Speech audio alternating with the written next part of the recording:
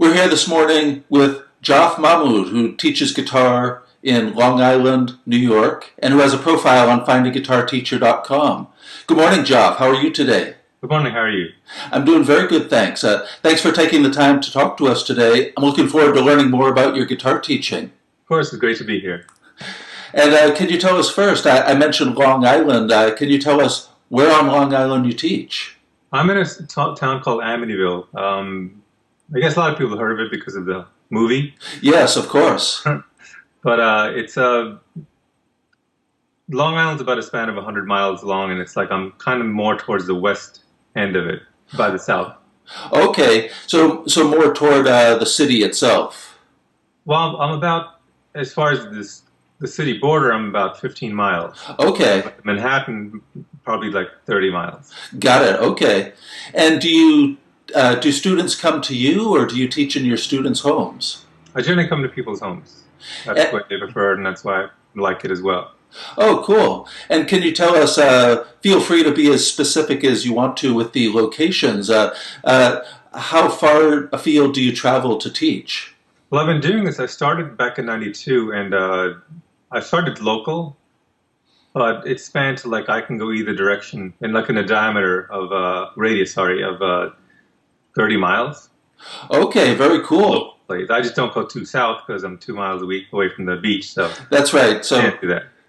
So you'll teach people as far away as the beach in the south. Right. Yeah, cool. It sounds like you travel quite a bit, covering basically a 60-mile area. Yeah.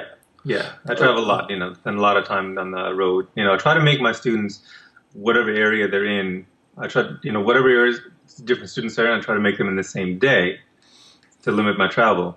But, that's a necessity when you're on the road. Definitely. Yeah, and what styles of music do you find your students most often wanting to learn? Well, since the beginning when I started, it's always been more the students I get are more rock and roll students, as that would, rock and roll hair. So, but yeah, it's been rock and roll. A lot of, when I first started it was, I guess, '92, and they were still doing more '80s rock, and then it became the grunge era. But, and of the crazy guitar shredder stuff I do. Right. I get into a lot of a little bit of jazz and classical and blues, of course. Of course, it's kind of the foundation of pretty much everything else that we're talking about. Yeah, I teach everything, but a lot of my students have start from the beginning. What they want to do is get right into it. Yes. Yeah. So they like rock and roll, so that's what I start with. Excellent. Yeah, always a good idea. Get people playing, and then it can get rolling from there. Exactly. Well, do you teach more adults or children, or is it a pretty even mix of both? It's been pretty much mostly, between 12 and, let's say, 17. Yes. But I've had kids as young as 5 and people as old as in their 70s. But the main thing is right in the middle.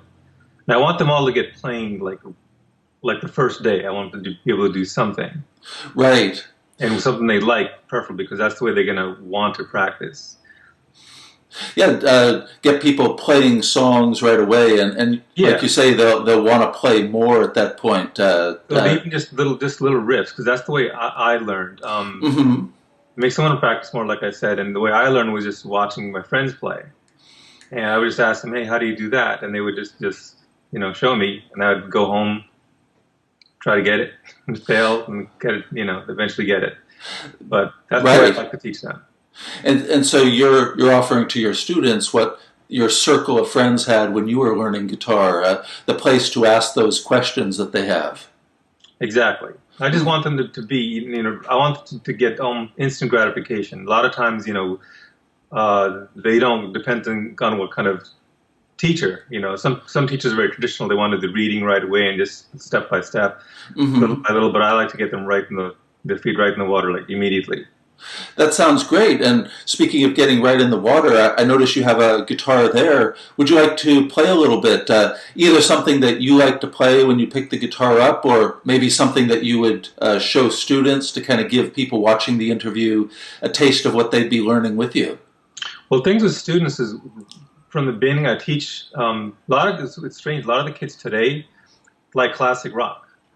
Right. There are people, whose parents grew up, watching or listening to classic rock. That's right. I try to put some songs that I know are simple and I know they're going to recognize. And the classics are, for example, "Smoke on the Water."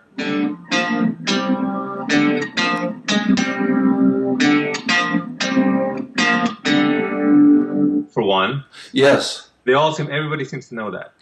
I've never met anybody who does not know that song. It's like almost you're born knowing that song. That's quite a riff. Yeah. Yeah. Mm-hmm. Yeah, when it penetrates that much, it's really something. Yeah, and it gets them going. Another one I like to do is, one of the first ones I like to do is actually a song called Iron Man.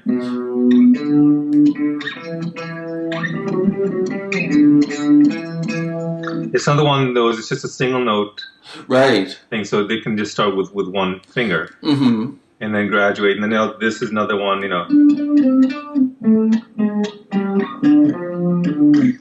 Of course. Love. So exactly, it's songs that they may not. A lot of them actually like the songs, but sometimes they're not crazy, but they still like it. And they recognize what's the most important thing, so they know what they have to aim for to get the sound right.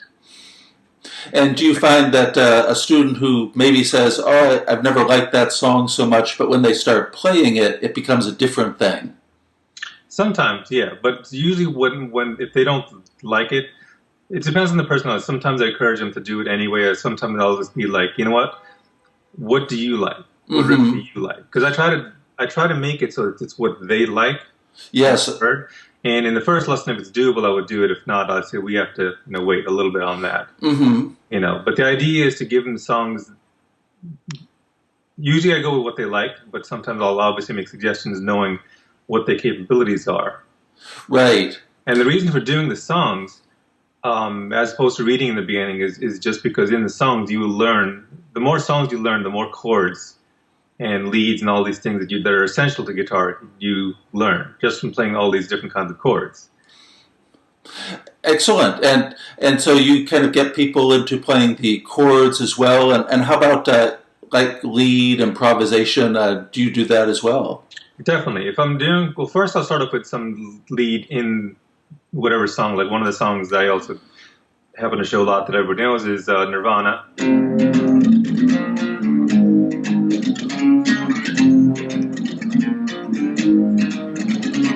It has a little solo. It's relatively.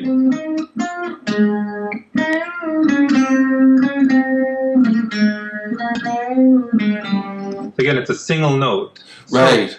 And it gets them their hands moving. Of course. Of course. And also it's a lead that's also the melody of the song, which is also a cool thing. Yeah, that's true. Well, let me ask you a little bit about kind of the logistics of your lessons. How often do you meet with students, and how long are the lessons? Generally, it's pretty much always once a week, and the lessons are either half hour, 45, or an hour. Generally, the younger kids, I encourage them to just do. If they're younger than 10, I would just say let's keep it at 30. Right. I tend to go a little over with the tuning and all that because I don't want to just limit it too much. But older kids, I always try to recommend 45 to an hour. Right. Always, everybody has a choice no matter what. Of course. And what are your fees for the different lengths of lessons? A lot of it depends on how far I have to travel. But generally, for half hour is $35. For 45 minutes is $50, and for an hour it's $60. Yes. But if they're not too far away, or within, I guess, reason. I mean, that's where people really have to travel far. But usually it's down to like 30, 45, or even 30, 40, and 50. So I negotiate with people as well. Right. Also, some people can't afford it as much, but they still want it. But so I'm not gonna, I'd rather negotiate the price down so they can have something. I still want everybody to learn because I know how important that is. Of course, bringing the music to the people. If you feel that desire, you want to help them get started with the music. Exactly. And with your students, I'm sure there are moments where the beginning students are looking for their first guitar, or more advanced students are looking to buy a new guitar. Do you help your students, do you give them guidance in the purchase of new equipment? Definitely, always. Always, yeah. Pretty much all of my students have a guitar in the beginning, but sometimes it's not a great guitarist, I recommend, at a certain point we need a better guitar so you can function better. Yes. Because I asked one of my old teachers, is it better to play with a bad guitar that's tougher to play, or a good guitar? And to my surprise, he said, you always got to play with a better guitar because it's going to inspire you to play more. That's right. Yeah, that's one of those lessons that you don't think that'll be so when you're first playing, but it really is true, isn't it? Yeah, definitely. Yeah, and today, as you're playing these different riffs for us in the interview, you're using the electric guitar. Do you teach both electric and acoustic? Yes, I do. And so students coming to you, they should just bring whatever guitar they have.